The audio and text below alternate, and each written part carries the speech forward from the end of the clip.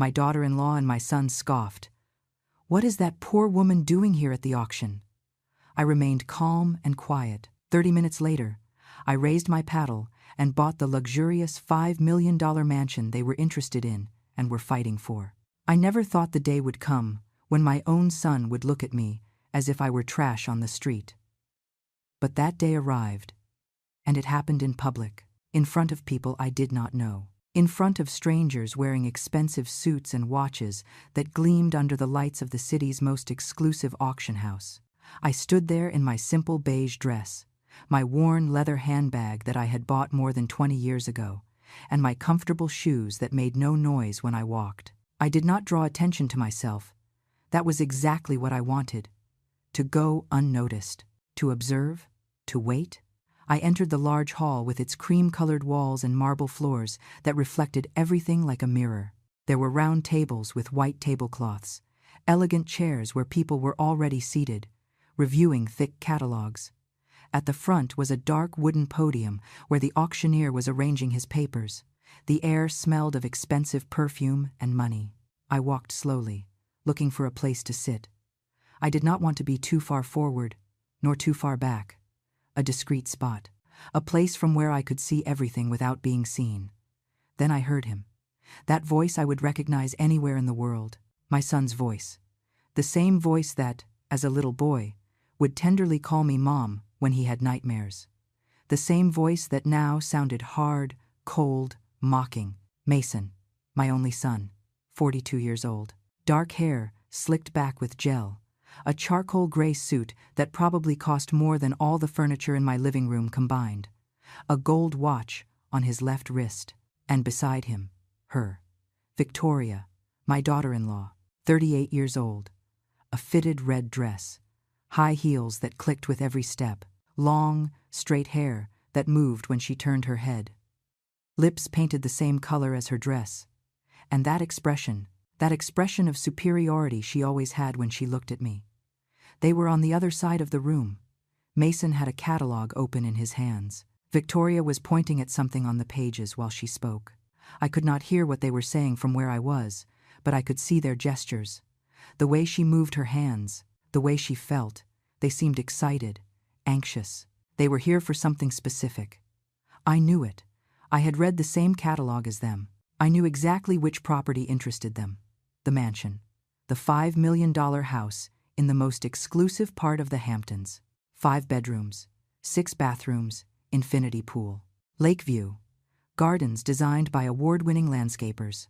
4-car garage. It was the jewel of the auction. Lot number 18. I was also here for that house, but they did not know it. No one knew it. I sat in a chair at the back. I placed my handbag on my lap. I took a paddle with the number 137. I held it with both hands. My wrinkled hands.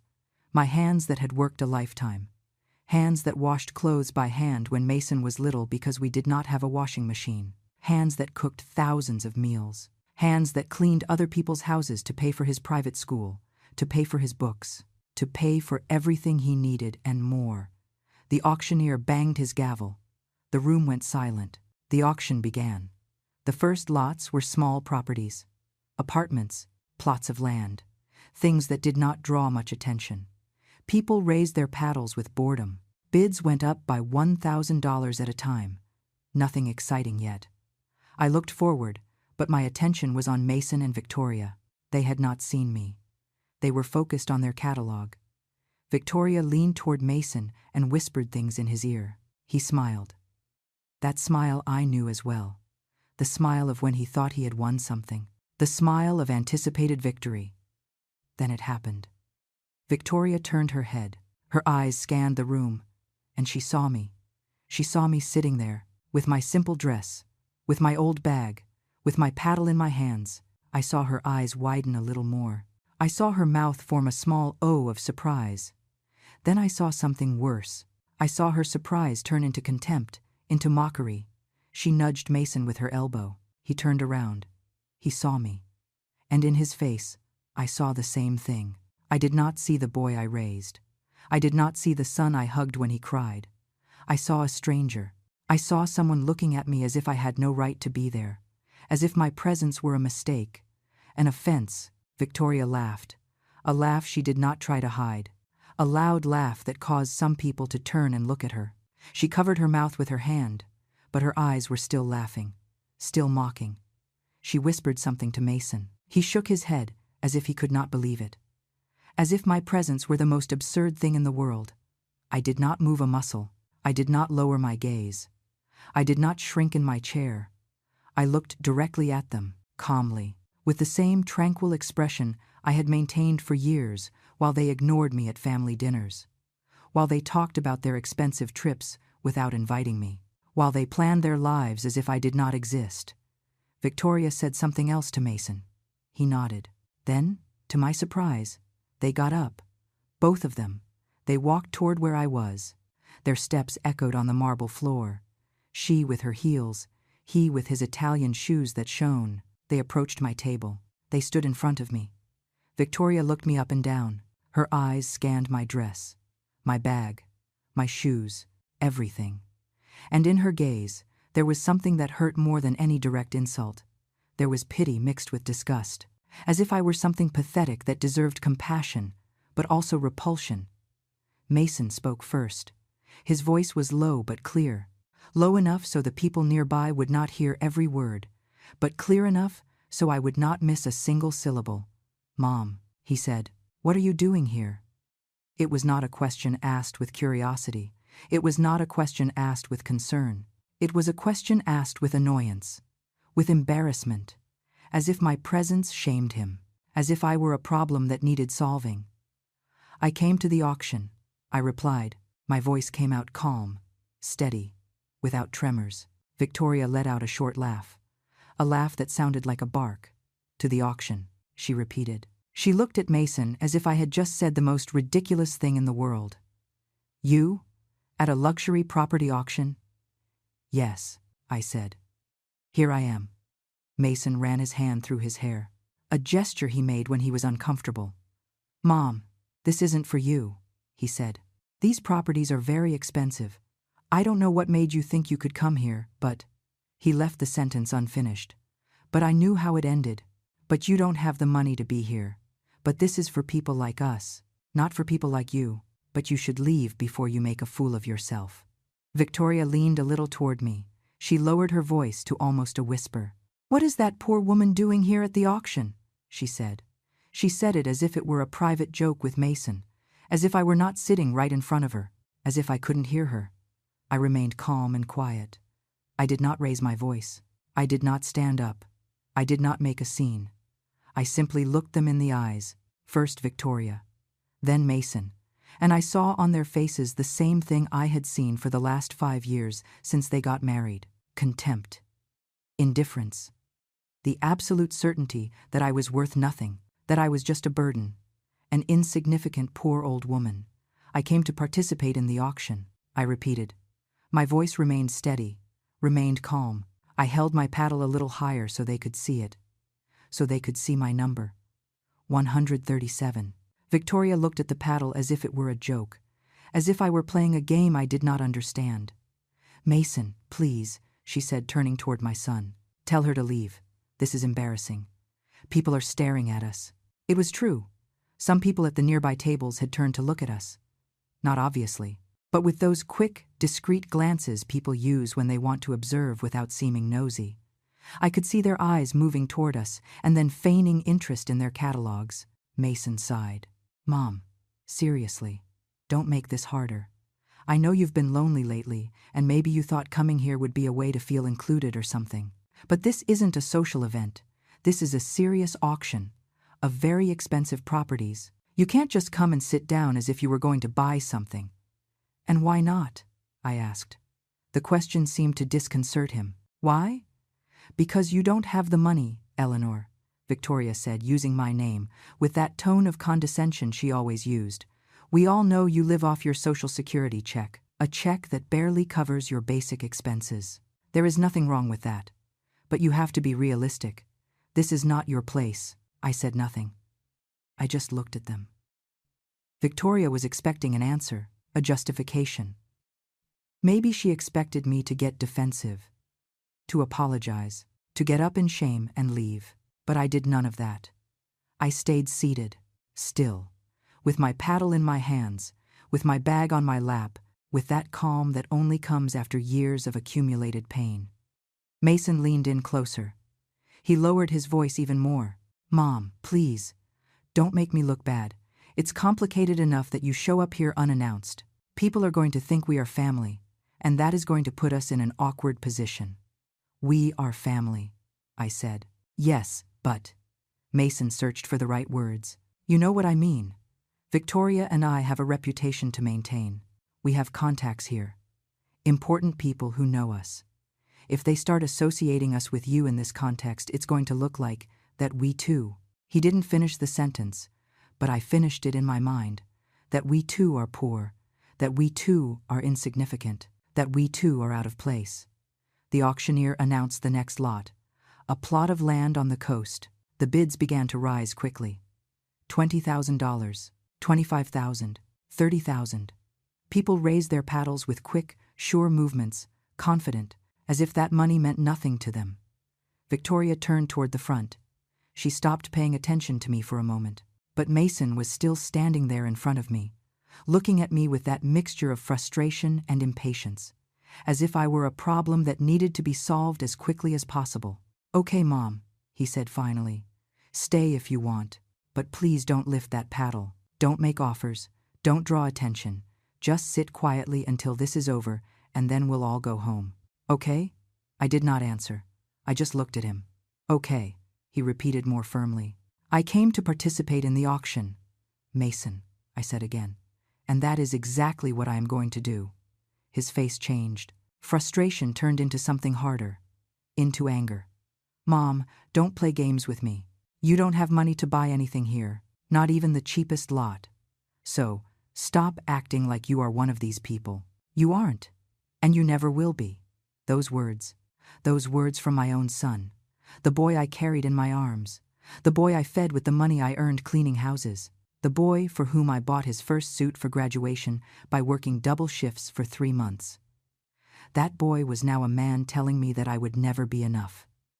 Victoria turned around again. "Mason, leave her alone," she said. "She's not worth it. Let her stay if she wants. Anyway, when she sees the prices, she'll realize on her own that she can't be here. Besides, Lot 18 is almost coming up. We need to focus on that. Lot 18, the mansion, the $5 million property, the house of their dreams, the house they had been planning to buy for months. I knew because during one of the few times they invited me to dinner at their apartment, I heard them talking about it. They weren't talking to me directly. I was just sitting there at the table while they planned their future.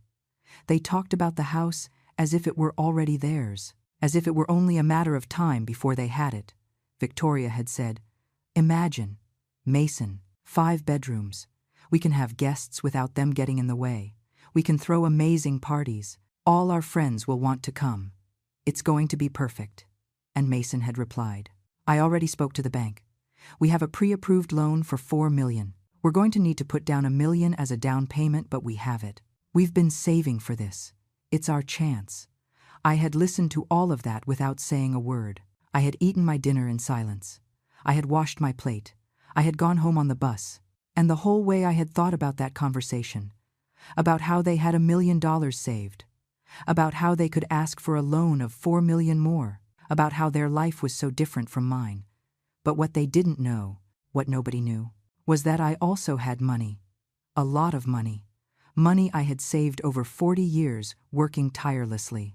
Money I had invested intelligently, following the advice of a financial advisor I met when I was cleaning offices in a corporate building.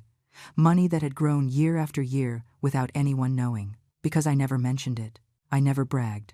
I never changed my way of living. I kept living in my small house. I kept using the bus. I kept buying my clothes at discount stores. I remained invisible, because I had learned something important over the years. I had learned that people treat you differently when they think you have money. And I didn't want to be treated differently. I wanted to see who really loved me for who I was, not for what I had. And now I knew the truth. My own son didn't love me. He tolerated me. He put up with me. And only when it was absolutely necessary. Mason and Victoria returned to their table. I watched them sit down. I watched them open their catalog to the page of the mansion. I watched them point at the photos.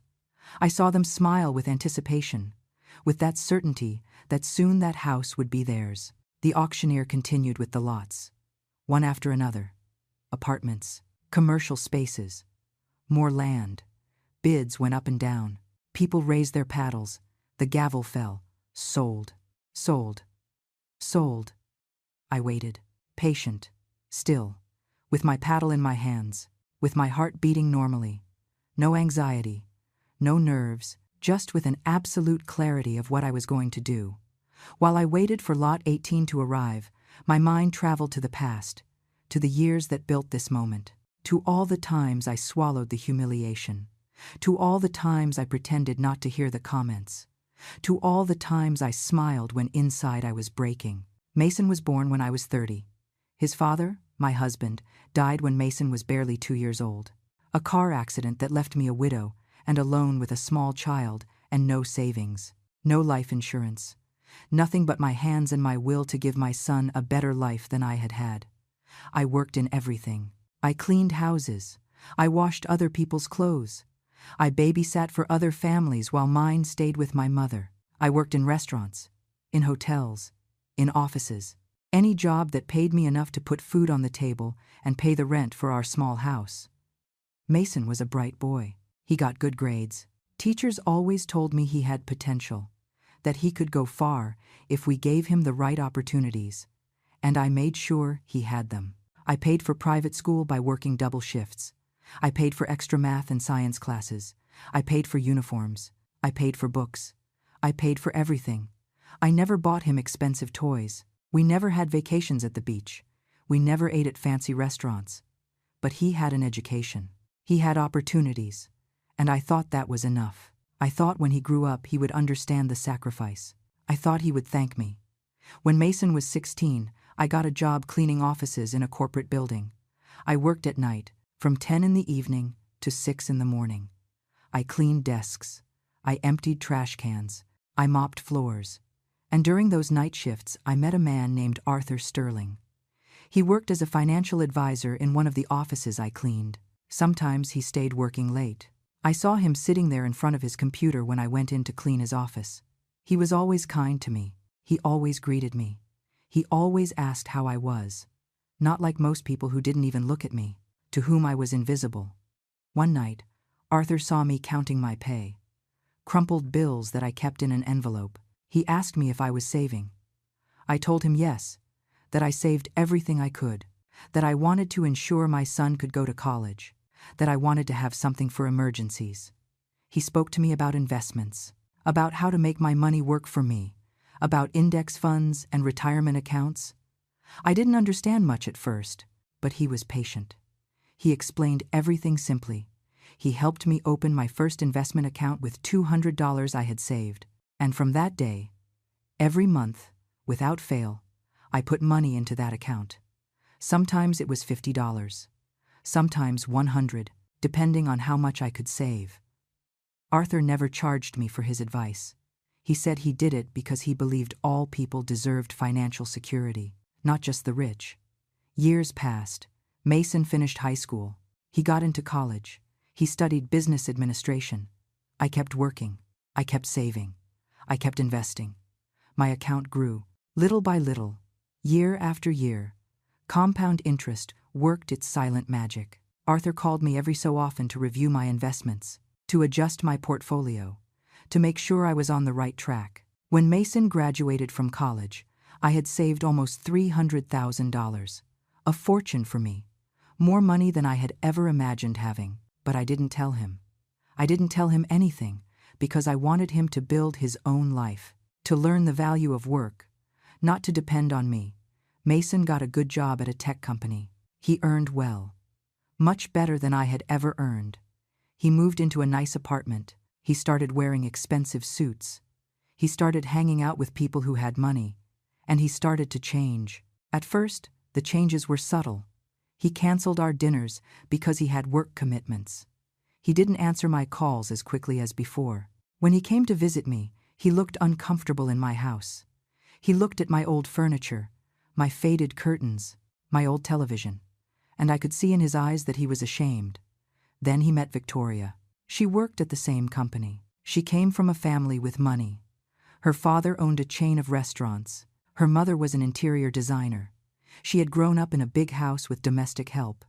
She had never had to worry about money. When Mason introduced her to me, I knew immediately that she looked at me differently. She looked at me like I had been looked at my whole life by people like her, as if I were less, as if my poverty were contagious. During their dating period, Mason invited me less. Family dinners became rare. When there were important gatherings, I wasn't invited. When they got engaged, Victoria planned the whole wedding. I couldn't even give an opinion on anything. She chose the venue, the flowers, the menu, everything. And when they showed me the guest list, I saw they had put me at a table in the back, far from the head table, far from them. On the wedding day, Victoria wore a dress that cost more than I earned in a year. The reception was in an elegant hall with high ceilings and crystal chandeliers. There was French champagne, food prepared by renowned chefs, live music. Everything was perfect. Everything was expensive. And I was sitting there at my back table, in my simple dress bought at a discount store, feeling completely out of place. Mason barely spoke to me that day. He was busy with the important guests, with Victoria's friends, with the people who mattered. I didn't matter. I was just his poor mother, the woman who had raised him, but who was now an embarrassing reminder of where he came from. After the wedding, things got worse. Mason and Victoria moved into a luxury apartment. I was invited once, only once. And during that visit, Victoria made my place very clear. She spoke to me with that sweet and condescending tone people use when they want to insult you while keeping up appearances. "Eleanor," she told me while serving me tea in a fine china cup, "I understand that for you this must be very different. I know you're not used to this kind of thing. But don't worry, you don't have to feel intimidated. We all come from different places. There is nothing wrong with being humble." Humble, that word. As if my entire life of work and sacrifice was just humility. As if I had chosen to be poor. As if I hadn't fought every day to get ahead. Mason was sitting there listening to everything. And he said nothing. He didn't defend me. He didn't tell his wife to stop. He just smiled uncomfortably and changed the subject. That was the last time they invited me to their apartment. After that, when we saw each other, it was always in public places. In restaurants they chose. Expensive restaurants where I felt out of place, where the menu had no prices, and I knew every dish cost more than I spent on food in a week.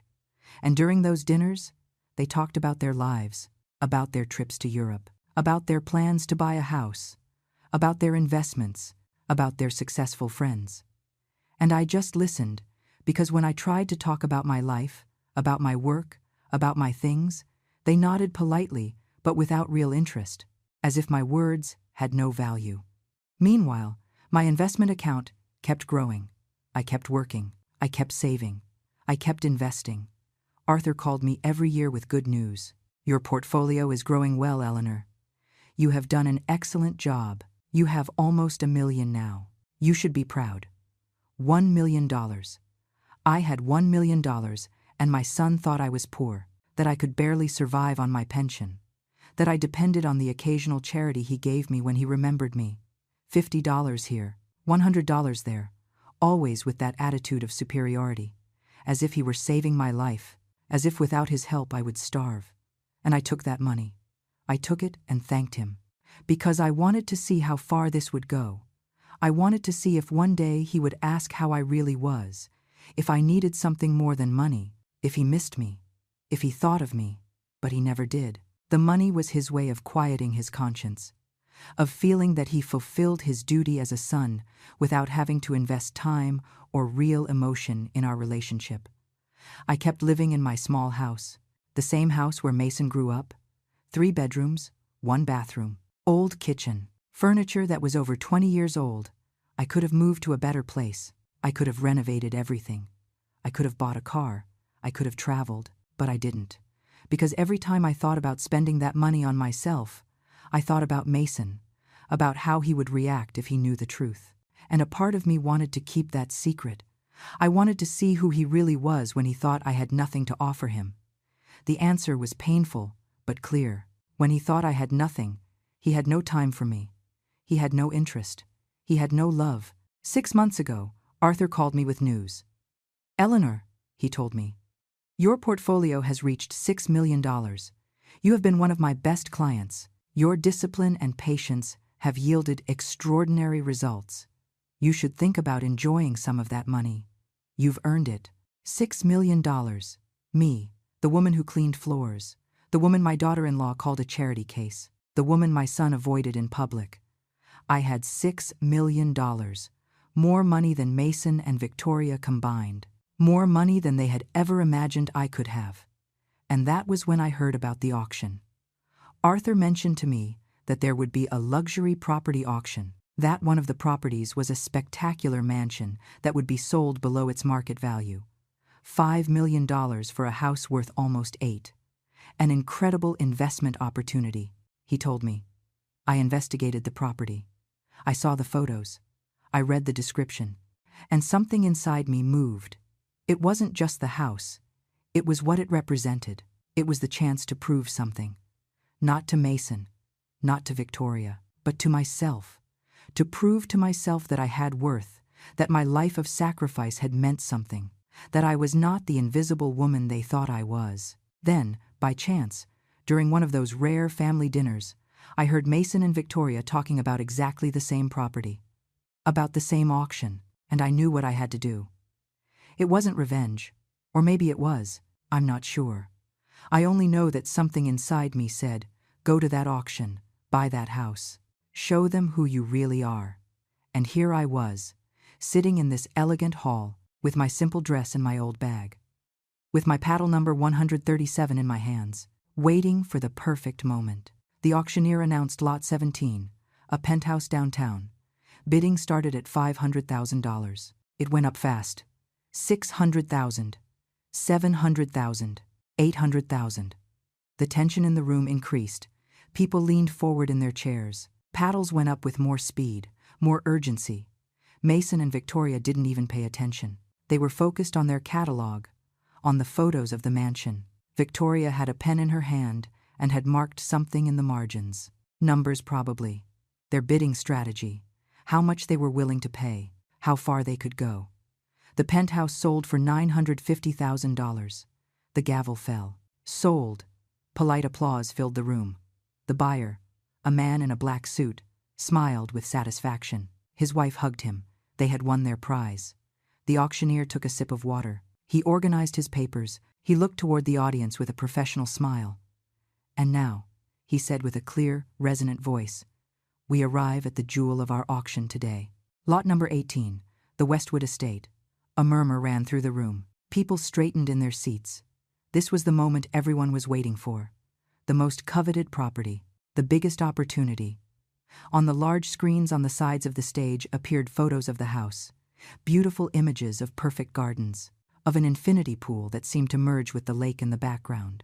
Of spacious interiors with high ceilings and huge windows. Of elegant rooms with hardwood floors. Of a modern kitchen with stainless steel appliances. Of bathrooms with marble finishes. The Westwood Estate, continued the auctioneer, is a unique property. 5 bedrooms, 6 bathrooms, 5 acres of land with direct lake views. Designed by internationally renowned architect Marcus Oliver. Gardens designed by award-winning landscaper Adelaide Miller. This property has an estimated market value of $8 million. Today we offer it with a starting price of $3 million. $3 million. An incredibly low starting price. That's why there were so many people here. That's why the hall was full. Everyone wanted a chance to get this house at a price below its real value. Victoria squeezed Mason's hand. I saw how their fingers intertwined.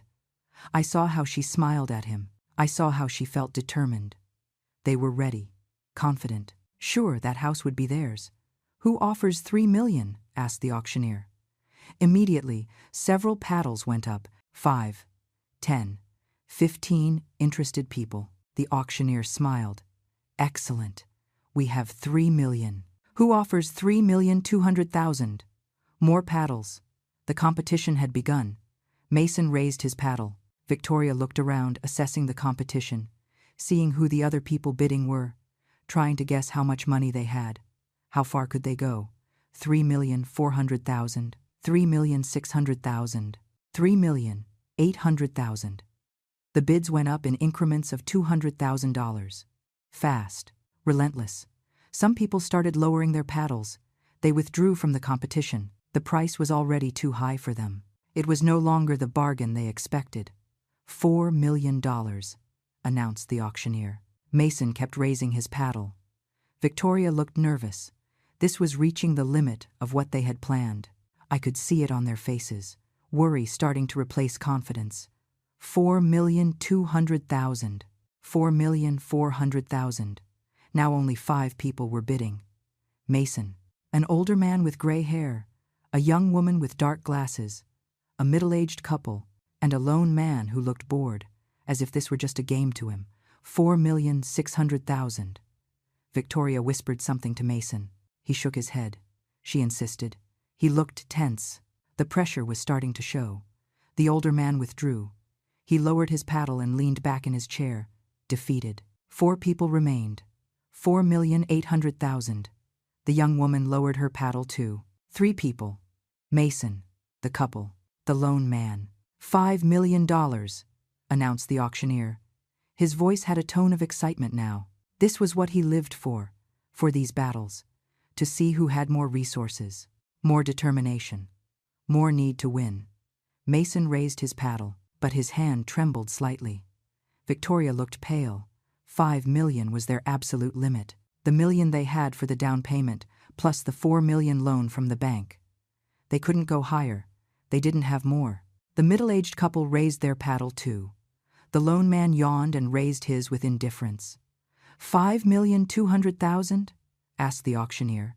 The silence that followed was heavy, dense, as if the whole room held its breath at the same time. Mason looked at Victoria. She shook her head. They couldn't. They didn't have any more money.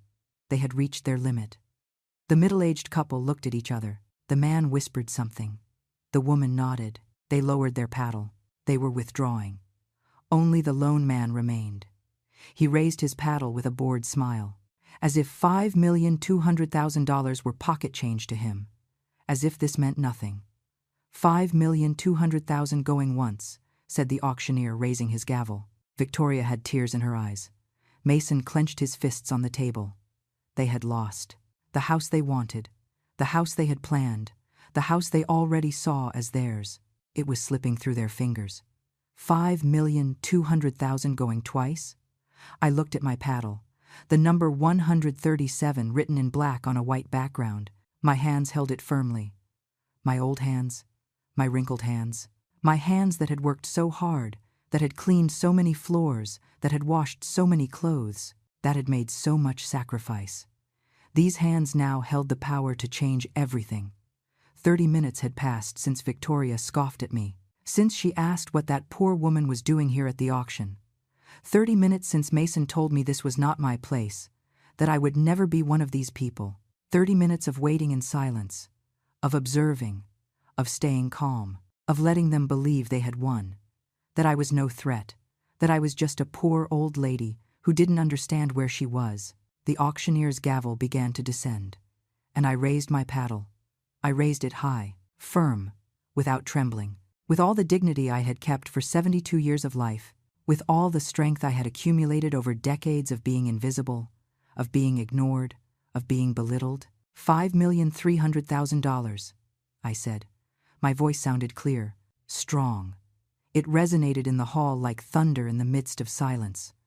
All heads turned toward me, all gazes locked on my face. The auctioneer lowered his gavel slowly. He looked at me with evident surprise. The entire room was in absolute shock. But no one was more surprised than Mason and Victoria. I saw my son's face turn white, as if he had seen a ghost, as if what had just happened were impossible, as if reality had shattered before his eyes. Victoria opened her mouth, but no sound came out. Her eyes opened so wide it looked like they were going to pop out. Her hand let go of Mason's. Her other hand flew to her chest, as if she couldn't breathe. The auctioneer recovered his composure quickly. He was a professional after all. "We have $5,300,000 from the lady in the back," he announced. Does anyone offer 5,400,000? The lone man looked at me. He assessed the situation. He looked at the auctioneer. He looked at his catalog, and then, to my surprise, he smiled. A genuine smile, as if he appreciated what he had just witnessed, and he lowered his paddle. He was withdrawing. The house was mine if no one else bid. 5,400,000, repeated the auctioneer, looking around the room. Total silence. No one raised their paddle. No one dared. The price was already high, and the determination on my face probably told them that I would go higher if necessary. Much higher. 5,300,000 going once, said the auctioneer. Mason stood up abruptly. His chair made a loud noise against the marble floor. "Mom!" he shouted. "What are you doing?" I didn't look at him. I kept my eyes on the auctioneer. My paddle remained raised, firm, unwavering. 5,300,000 going twice, continued the auctioneer, ignoring the interruption. He was used to drama at these auctions. This probably wasn't anything new to him. "Mom, please," said Mason, walking toward me. People turned to look at him. Victoria followed him. Her heels clicked loudly on the floor. She looked hysterical, broken, as if her world were collapsing. "Sir," said the auctioneer, addressing Mason with a firm tone, "please return to your seat. The auction is in progress." "But she is my mother," protested Mason. "She can't pay that. This is a mistake. She doesn't have that money. Please, you have to stop this." The auctioneer looked at me. "Ma'am," he asked with professional courtesy, "are you making a serious offer? Do you have the means to complete this transaction?" "Yes," I replied with a calm voice. "I have the means." "My offer is serious." "Liar!" shouted Victoria. "She has nothing. She lives on a miserable pension. She can't buy a $5 million house. This is ridiculous." The auctioneer frowned. "Ma'am," he said, addressing Victoria, "please control yourself or I will have to ask you to leave the room. This is a serious auction. All participants have been previously verified. If the lady has her paddle, it is because she has met the necessary financial requirements." It was true. Before the auction, all participants had to present proof of funds. I had brought a letter from my bank certifying that I had more than $6 million in liquid assets available. The auction staff had verified everything. That's why they had given me my paddle. That's why I was here. Because I had proven I had the money. But Mason and Victoria knew nothing of that. To them, I was poor. To them, this was impossible. To them, their reality was shattering piece by piece. "It can't be," muttered Victoria. "It can't be. This isn't happening." Mason looked at me with eyes full of confusion, of shock, of something that might have been pain but was probably just disbelief. "Mom," he whispered, "where did you get that money?" I finally looked at him. I looked him in the eyes. The same eyes that as a child looked at me with love. The same eyes that now looked at me as if I were a stranger, an imposter, someone who shouldn't be here. "I saved," I told him simply. "For 40 years. I invested. I worked. I sacrificed. While I raised you. While I paid for your school. While I gave you everything you needed. I was also building my own future. A future I never shared with you because I wanted to see who you really were. And now I know." His eyes filled with something. Shame, perhaps. Or maybe just shock. I'm not sure. I didn't really care. The auctioneer banged his gavel against the podium. 5,300,000 going 3 times, he asked for the last time. No one said anything. No one raised their paddle. The entire room watched us. This was the drama people would remember. The story they would tell. The old woman no one noticed. The one who seemed poor. The one who raised her paddle at the end and beat everyone. The gavel fell. The sound resonated like a gunshot. "Sold," announced the auctioneer. "To bidder number 137 for $5,300,000. Applause. The room erupted in applause. I'm not sure if they were applauding the sale or the spectacle they had witnessed, but they applauded. Loudly. Long. I lowered my paddle slowly. My hands no longer trembled. My heart beat normally, calm, as if I had just done something completely ordinary, as if I had just bought bread at the store. Not a $5 million mansion. Victoria dropped into her chair. She covered her face with her hands. Her shoulders shook. She was crying, crying from rage, from frustration, from humiliation, because she had been humiliated. In public, by the poor mother-in-law she had despised, by the old woman she had called a charity case, by the woman she thought would never be a threat. Mason remained standing, looking at me, speechless, not knowing what to say, not knowing what to do. Everything he thought he knew about me had been a lie, or not exactly a lie, but an incomplete truth. I had let him believe what he wanted to believe, and he had chosen to believe the worst. The auction staff approached me with papers, documents I needed to sign, purchase forms, payment instructions. They explained the process with professional and courteous voices. I had 3 days to transfer the money. Then the property transfer process would begin. Everything was standard. Everything was normal. As if buying a $5 million mansion was something I did every day. I signed the papers with a steady hand. My signature looked small on those elegant documents. Eleanor Vance, 72 years old, owner of a mansion worth more than everything my son and daughter-in-law had combined. Mason finally reacted. He walked toward me while I finished signing. He stood beside me. I could feel his presence, his confusion radiating from him like waves of heat. "Mom," he said in a low voice, "we need to talk." "Now you want to talk?" I replied without looking at him. I kept reading the documents, verifying every line, every number. "Please," he insisted, "I need to understand what is happening. Do you really have that money? How is it possible?" I looked up at him. I looked him directly in the eyes. "How is it possible?" I repeated. "It is possible because I worked my whole life, because I saved every penny I could, because I didn't spend my money on expensive clothes or fancy restaurants or luxurious vacations, because I invested intelligently, because I was disciplined, because I had a plan. Does that answer your question?" He ran his hand through his hair, a nervous gesture he had done since childhood. "But why didn't you ever tell me? Why did you live as if you had nothing?" "Because I wanted to see who you really were," I replied. "I wanted to see how you treated me when you thought I had nothing to offer you, and now I know. Now I know exactly who my son is." His eyes filled with something that looked like pain. "I didn't," he started to say. "It wasn't my intention." "It wasn't your intention, what?" I interrupted him. "It wasn't your intention to be ashamed of me? It wasn't your intention to avoid me in public? It wasn't your intention to let your wife humiliate me? It wasn't your intention to treat me as if I were a shameful burden in your perfect life? Mom, please." He lowered his voice even more. "People are watching us." And there it was, his real concern. Not that he had hurt me, not that he had been a bad son, but that people were watching us, that this was embarrassing for him, that his image was being damaged. "Let them watch," I said calmly. "I don't care what people think anymore. For too many years I cared. For too many years I made myself small so you would feel big, so you wouldn't be ashamed of your poor mother. But that is over." I finished signing the last document. The auction representative handed me a folder with copies of everything. He gave me a card with his contact information.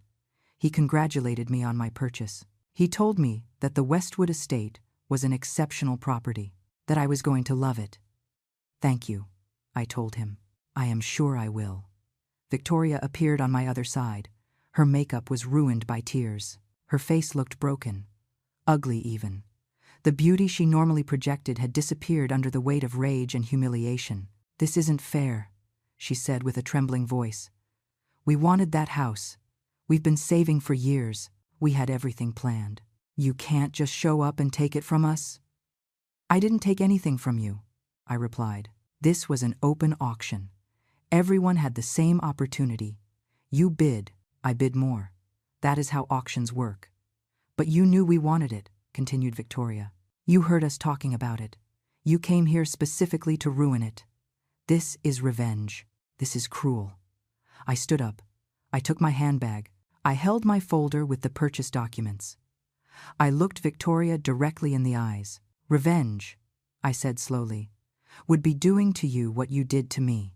It would be humiliating you in public, calling you poor, asking what you are doing here, treating you like you are worth nothing. But I didn't do that. I simply bought a house I wanted. A house I can afford. A house that will be mine. If that hurts you, maybe you should ask yourselves why. You did this on purpose, spat Victoria. You came here to hurt us. I came here, I told her, to buy a property, to exercise my right like any other person in this room. The fact that you feel hurt is not my problem. It is yours. Mason intervened. Mom, listen, I know we have made mistakes. I know we haven't treated you well. But we can fix this. We can talk. We can. We can what? I asked. You can treat me well now that you know I have money?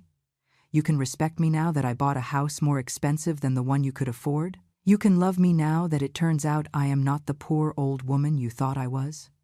The silence that followed was devastating, because Mason could not deny what I had just said, because it was the truth, and we both knew it. His renewed interest in me was not because he finally realized he had treated me badly. It was because I now had something he wanted: respect, money, status. People in the room were still watching. Some pretended not to. Others looked openly. This was better than any soap opera. It was real drama, raw, painful. Victoria took a step toward me. Her expression changed. It softened. She tried to smile through her tears. Eleanor, she said, using that sweet and fake tone I knew so well. I know we have had our differences. I know I haven't always been the best daughter-in-law. But we are family. And family forgives. Family supports each other. Maybe we could start over. Maybe we could. No, I interrupted her. We are not going to start over. We are not going to pretend nothing happened. I am not going to forget years of contempt because now it suits you to get along with me. But the house, said Victoria. Her voice now had a tone of desperation. Maybe you could. I mean, we really wanted that house. We planned our whole life around it. Maybe you could sell it to us. We would pay you what you paid, plus a little extra. We could make a deal. I almost laughed. Almost. But the moment was too serious. Too important. Sell you the house, I said. The house I just bought? The house I bid for specifically because I wanted it? Why would I do that? Because we are family, replied Victoria quickly. Because you are Mason's mother. Because you love us? There it was. Emotional manipulation. The attempt to use maternal love as a weapon, as leverage to get what they wanted. Because they knew that for years that had worked, that I had yielded again and again, that I had sacrificed my own happiness for Mason's, that I had put his needs before mine. But those days were over. I love you both, I said slowly. I loved my son. I loved the boy I raised. But that boy no longer exists. The man standing in front of me now is someone I don't recognize. Someone who shames me, not because he is poor or rich, but because he lacks something fundamental. He lacks kindness, compassion, gratitude. Mason recoiled as if I had hit him. Mom, he whispered. I'm not going to sell you the house, I continued. I'm going to live in it. I'm going to enjoy it. I'm going to wake up every morning with a view of the lake. I'm going to swim in that infinity pool. I'm going to walk through those perfect gardens. I'm going to make that house my home. The home I deserve after a lifetime of work. The home I never allowed myself to have because I was always saving, always sacrificing, always thinking of others before myself. Victoria opened her mouth to protest, but I raised my hand. I wasn't finished. And every time I look at that house, I said, I'm going to remember this moment. I'm going to remember how you treated me. I'm going to remember the humiliations, the contempt, the mockery. And I'm also going to remember that I survived, that I overcame, that I won. Not because I beat you, but because I finally won myself back. Because I finally gave myself permission to be more than just a mother, more than just a servant to the needs of others. I gave myself permission to be Eleanor, just Eleanor, and that is enough. The room remained silent, a silence so deep I could hear my own breathing. I could hear the beating of my heart, calm, steady, without fear, without regret, only absolute certainty that I had done the right thing. Mason looked at Victoria, then he looked at me. His eyes were searching for something. Maybe he expected me to give in, to say it was a joke, that this was all a misunderstanding. But I said nothing more. I had already said everything I needed to say. "This is insane," said Victoria finally. Her voice was now hard, cold. The sweet and manipulative tone had disappeared. Now only rage remained. "You don't need a house like that. You are a simple person. What are you going to do in a 5-bedroom mansion? You're going to be alone there. It's going to be too big for you, too empty." "I prefer to be alone in an empty mansion than surrounded by family who despises me," I replied. The sentence fell like a bomb between us. Victoria took a step back, as if I had slapped her. Mason closed his eyes. When he opened them again, there were tears in them. Tears he did not shed but that were there, shining, threatening to fall. "We never despised you," he said with a broken voice. "Never." "Never?" I repeated. "Are you really going to say that? Are you really going to stand there and lie to my face after everything that has happened?" He searched for the words. It wasn't contempt, it was just, we were different. We lived different lives. I didn't know how to treat me with basic respect. I interrupted him. "How to invite me into your life? How to introduce me to your friends without shame? How to include me in your plans? It's not that hard, Mason. It doesn't require money. It doesn't require status. It only requires love. And that is exactly what you didn't have for me." An older man, who had been sitting nearby, approached. "Excuse me," he said with a kind voice. "I just wanted to tell you that you made an excellent purchase. The Westwood estate is an extraordinary property. My wife and I considered it, but we decided it was too big for us. I'm glad you found someone who really appreciates it." "Thank you," I told him. "I really appreciate it." He nodded. He looked at Mason and Victoria with an expression I couldn't completely decipher. Maybe disapproval, maybe pity. Then he walked away.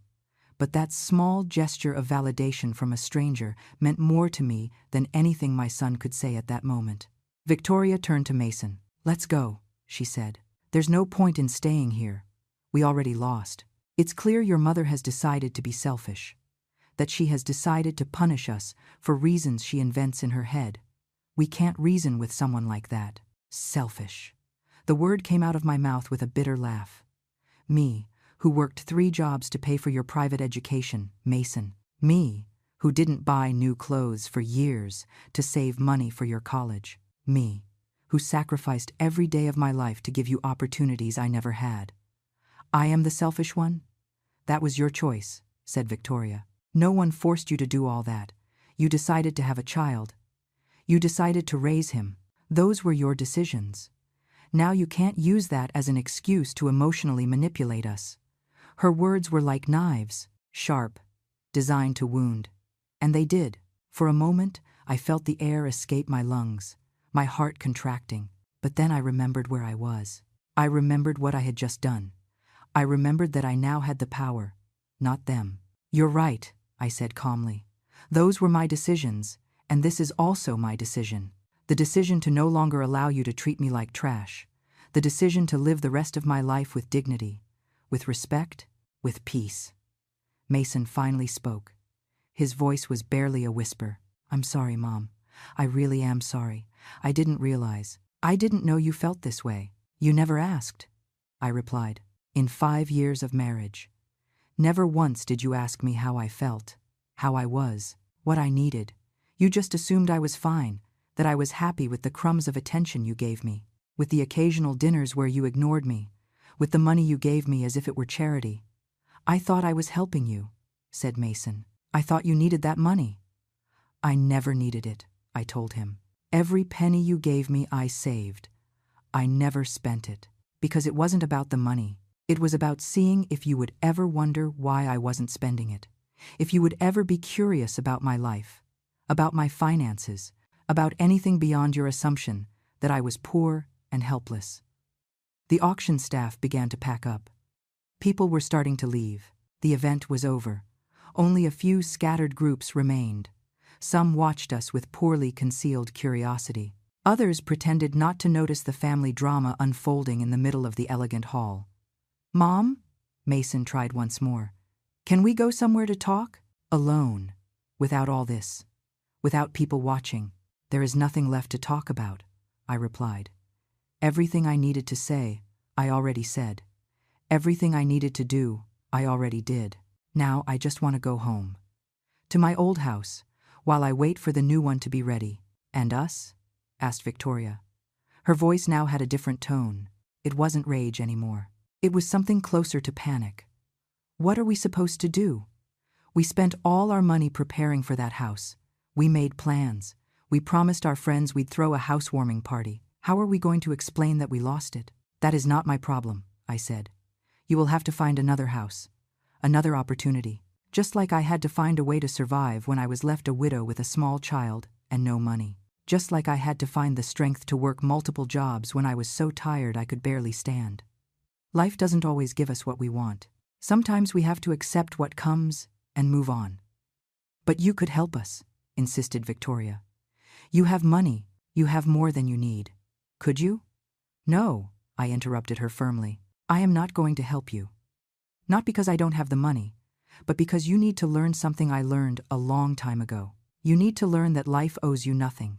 That respect is earned. That family is not just a title.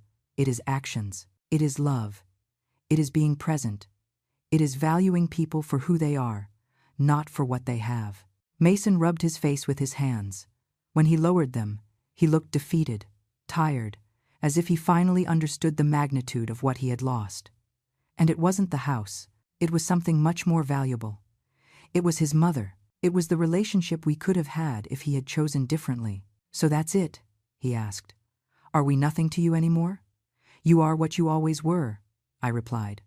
My son and my daughter-in-law. But that no longer means what it used to mean. It no longer means I will accept whatever treatment you give me. It no longer means I will sacrifice my happiness for yours. It no longer means I will make myself invisible so you can shine. What does it mean then? Asked Mason. It means that if you want to have me in your lives, it will be on my terms.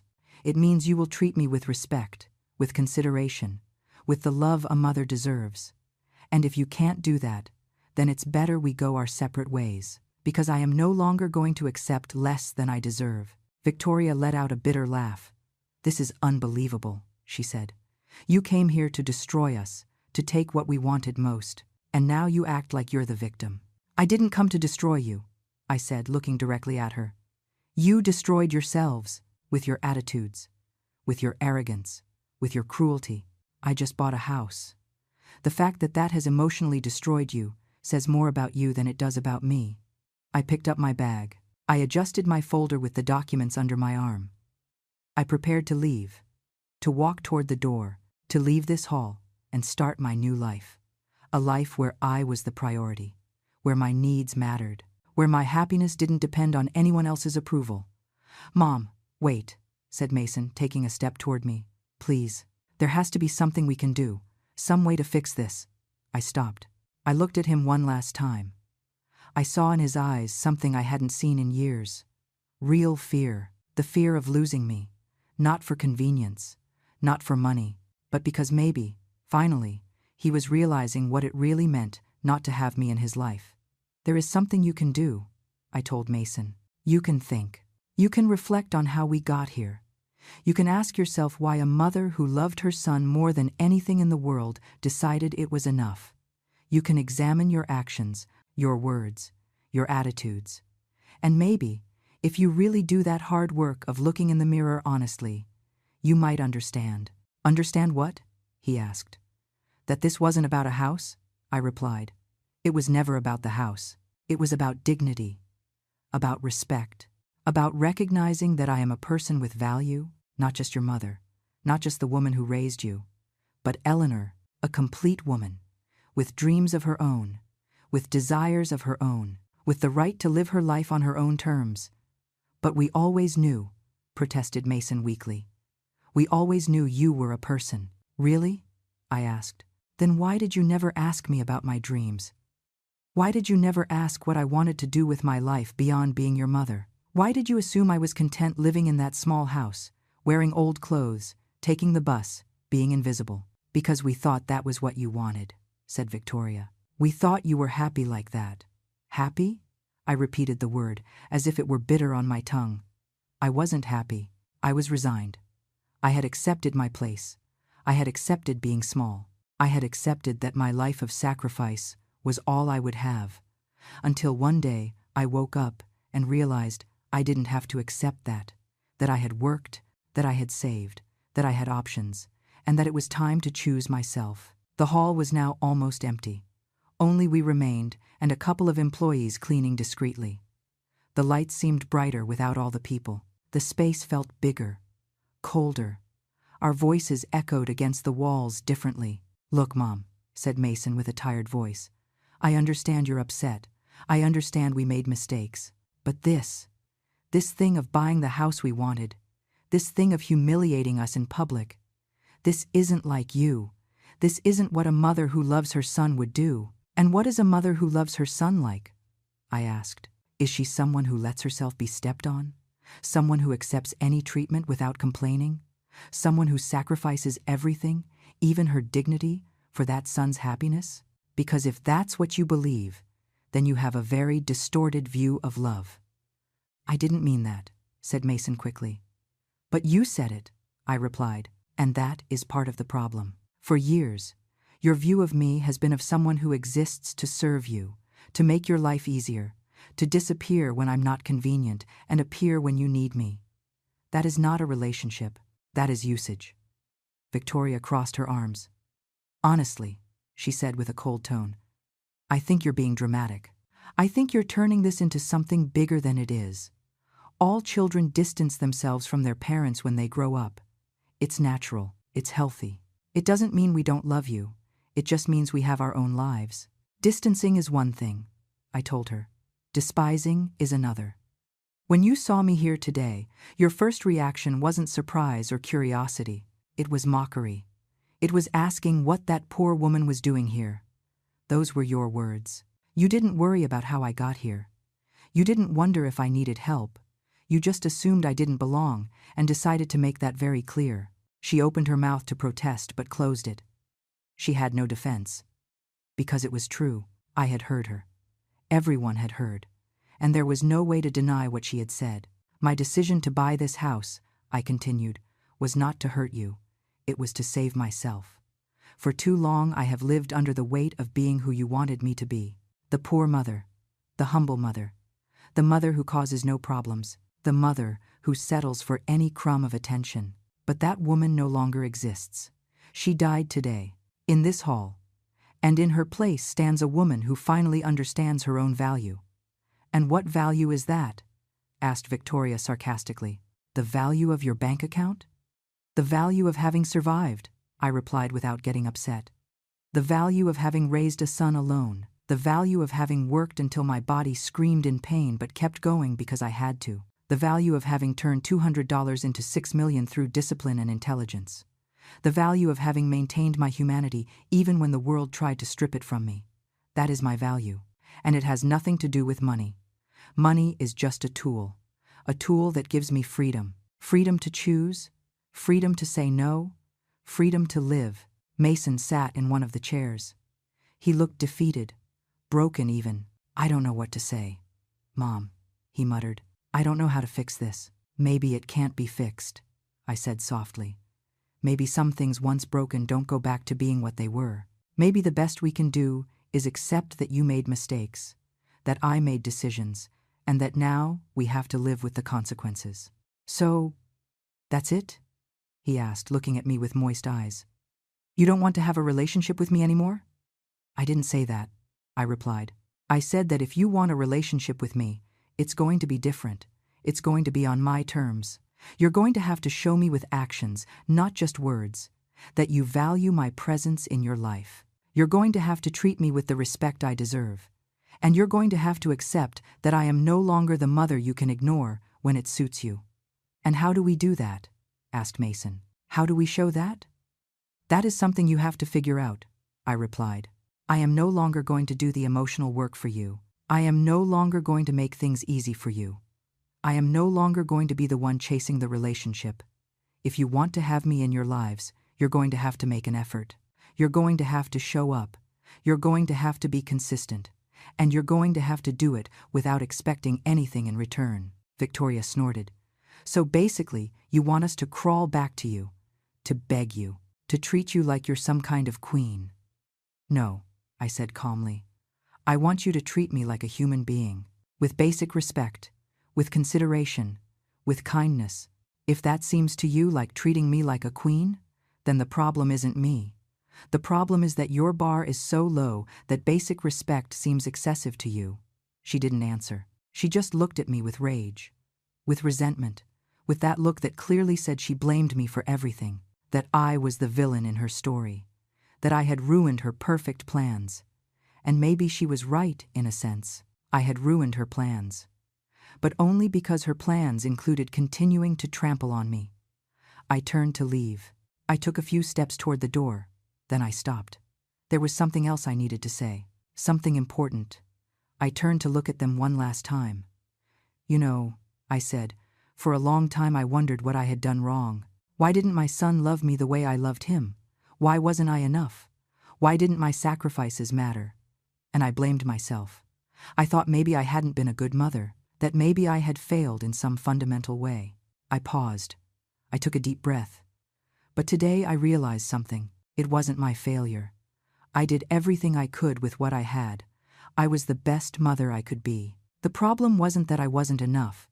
The problem was that you never learned to value what you had. You never learned gratitude. You never learned humility. And that is not my responsibility to fix. That is your work. "Mom," whispered Mason. A tear finally fell down his cheek. "I'm sorry. I really am sorry." "I know," I said. "And maybe someday that I'm sorry will mean something. Maybe someday you will be willing to do the real work of changing, of being better, of being the son I needed you to be. But until that day comes, I am going to live my life. I am going to enjoy my new house. I am going to do the things I always wanted to do, but never allowed myself. I am going to travel. I am going to read. I am going to rest. I am going to be happy." "Without us?" asked Mason with a broken voice. "If necessary," I replied. "Yes, without you. Because I learned something important today. I learned that being alone is better than being accompanied by people who make me feel lonely. I learned that peace is more valuable than dysfunctional family. I learned that I deserve more. And finally, I am ready to claim it." I walked toward the door of the hall. My steps echoed on the marble. Firm, sure, without doubt. Every step took me away from them, from the humiliation, from the pain, and brought me closer to something new, something I didn't completely understand yet, but that felt like a promise in my chest. Behind me, I heard Victoria say something in a low voice. "Mason." I couldn't hear the exact words, but the tone was clear. Rage, frustration, blame directed toward me. He was probably saying that I was impossible, that I was the villain, that they were the victims of my cruel whim. Let them think what they wanted. I didn't care anymore. I walked out of the building to the parking lot. The sun was shining bright. The air was crisp. I took a deep breath. It smelled of freedom, of a new beginning, of infinite possibilities that before I hadn't allowed myself to imagine. I walked to the bus stop. I could have called a cab. I could have ordered a luxury car service. Now I had money for that. But I wanted to take the bus. One last time from this place. One last time as the woman I had been. Because starting tomorrow, everything would be different. The bus arrived 15 minutes later. I got on. I paid my fare. I sat in my usual seat near the window. The driver recognized me. He greeted me with a smile. He didn't know what had just happened. He didn't know that the older lady who took his bus every day had just bought a $5 million mansion. He didn't know that I had changed my whole world in one afternoon. And I liked that. The normality of that moment. The simplicity. The reminder that I was still me. Money hadn't changed me fundamentally. It had only given me options. And today I had chosen the most important option of all. Choosing myself. I arrived at my house an hour later. The same small house where I had lived for 40 years. 3 bedrooms, 1 bathroom, old kitchen, worn furniture. But it was mine. And it had been my refuge for so long. My safe place when the world was too hard. I went in. I closed the door behind me. Silence enveloped me. A different silence than the one in the auction hall. This was a familiar silence, comfortable, full of memories, of years lived, of tears shed, of laughter shared when Mason was little, of lonely nights after he grew up and left. I sat on my old sofa. I put the folder with the house documents on the coffee table. I looked at those papers, physical proof of what I had done, of the decision I had made, of the life I had claimed. My phone rang. It was Mason. I looked at his name on the screen. For 30 seconds I let it ring without answering. Part of me wanted to answer, the maternal part that never dies completely no matter how much they hurt you. But the stronger part of me, the part that had been born today in that hall, told me to wait. I didn't answer. The phone stopped ringing. 2 minutes later, a text message. "Mom, please, we need to talk. Not like this. Not this way." I didn't reply. I put the phone face down on the table. There would be time for conversations later, or maybe there wouldn't be. But right now, I needed silence. I needed to process. I needed to simply be. The following days were strange. I went back to my normal routine. I woke up early. I made my coffee. I read the newspaper. I went for a walk. I went to the market. I did the simple and ordinary things I had always done. But everything felt different, as if I were watching my life from the outside, as if I were an actress playing the role of my old life while my new life waited in the wings of the stage. Mason called every day. He left messages, long texts, explaining, apologizing, begging us to talk. Victoria wrote too. Her messages were different. Fewer apologies, more justifications, more attempts to explain why they were right and I was exaggerating. More manipulation disguised as concern. I didn't reply to any of them. Not yet. I needed this time. This space.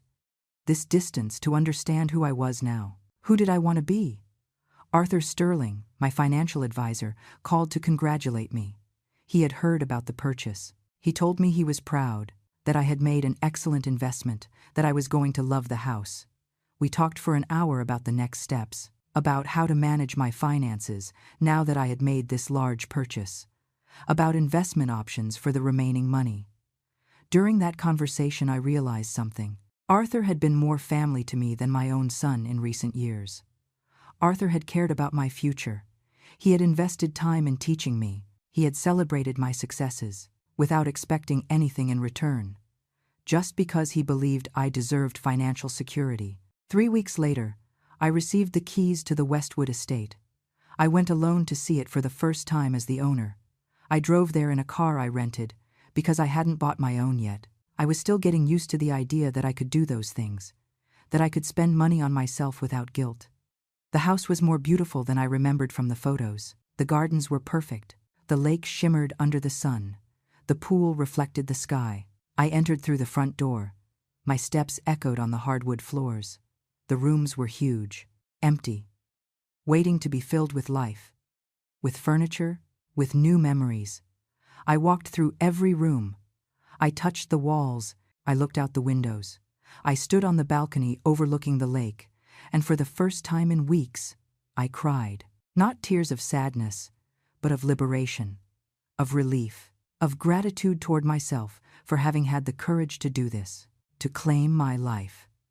That day, standing on the balcony of my new mansion, I made a decision. I was going to allow Mason back into my life, but on my terms. As I had said, he would have to demonstrate real change, consistency, genuine effort. And if he couldn't do that, then that would be fine too. Because I now knew something fundamental. I was complete on my own. I didn't need his validation. I didn't need his love to feel valuable. I was already valuable. I always had been. I called Mason that night. He answered on the first ring. "Mom," he said with a voice full of emotion. "Thank you for calling. I've been so worried." Listen, I interrupted him gently. "I'm going to say this only once. I am willing to try to rebuild our relationship. But it's going to be different. You are going to come to my new house every Sunday for dinner. Just you. Without Victoria. At least for now, we are going to talk. Really talk. Not about superficial things, but about real things. About feelings. About mistakes. About how to move forward. And you are going to listen. Really listen. Not just wait for your turn to speak. Can you do that?" "Yes," he replied immediately. "Yes, Mom, whatever it takes. I will do whatever it takes. And Mason," I added, "if you come, You have to come because you really want to fix this. Not because you feel an obligation. Not because you want something from me. But because you understand that you hurt me and you want to be better. Do you understand? I understand, he said with a trembling voice. I promise. Good, I said. Then I'll see you Sunday. At 6 in the evening, I'll send you the address. I hung up the phone. I didn't know if this would work. I didn't know if Mason could really change. I didn't know if our relationship could heal. But I knew I was trying on my own terms, and that was enough. The following months were of transformation. I hired designers to decorate the house, not in an ostentatious way, but with simple elegance, with comfort, with spaces that invited peace, reflection, the quiet life I had always wanted but never allowed myself to have. Mason came every Sunday. At first, the conversations were awkward, tense, full of long silences. But little by little, week after week, we began to rebuild something different from what we had before, something more honest, more real. He talked to me about his life, about his fears, about how success had changed him in ways he hadn't noticed, about how Victoria had influenced his attitudes toward me, not as an excuse, but as an explanation. And slowly, he began to take responsibility, to see his role in what had happened. I spoke to him about my life too, about my loneliness, about my pain, about the years of feeling invisible, and he listened. He really listened. And he cried. He cried for the mother he had ignored, for the lost years, for the damage done. The healing wasn't quick. It wasn't easy. But it was real. And that was what mattered. Victoria eventually asked for forgiveness. Months later. An apology, written in a letter. I don't know if it was genuine. I don't know if she really understood what she had done. But I accepted it, not for her, but for me. Because I no longer carried resentment. I no longer needed her validation or her regret to move forward. Now, sitting on the balcony of my house, looking at the lake while the sun sets, I think about that day at the auction, the day everything changed. The day I raised my paddle and bought more than a house. I bought my freedom, my dignity, my life. It wasn't revenge I sought that day. It was justice. Justice for myself. For all the years of unrecognized sacrifice. For all the humiliations endured in silence. For all the times I made myself small so others could feel big. And justice arrived. Not in the form of loud revenge, but in the form of quiet peace. In the form of calm days in my beautiful house. In the form of relationships rebuilt on honest terms. In the form of finally understanding my own value. I am 72 years old, and finally I am living, really living. Not surviving, not sacrificing, but living fully. With dignity, with peace, with the absolute certainty that I deserve every moment of happiness I find. My daughter-in-law and my son scoffed at me at the auction. They asked me what that poor woman was doing there. I remained calm and quiet. And 30 minutes later, I raised my paddle and bought the mansion they wanted. But more important than that, I bought myself back. And that is priceless.